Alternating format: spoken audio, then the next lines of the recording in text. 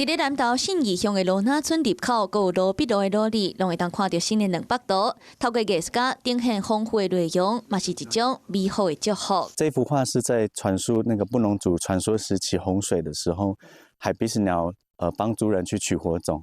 然后它是一个精神的象征，牺牲了美丽的羽毛，用脚跟嘴巴去衔那个火种回来给族人，也是一个传递温暖的一个象征，精神象征去提醒族人说，就是做任何事情都不要放弃。信义乡的艺术家苏祖成甲王俊林最近伫咧信义乡公所的支持之下，特别替罗那部落打造200有文化意义的图。壁画是以婴儿祭为主，是布农族象征传承的一个非常重要的一个祭典，然后去把长辈的喜悦去传达给孩子。艺术家用心甲重要的祝福，打造做会当美化部落的图，嘛甲心意保存落来。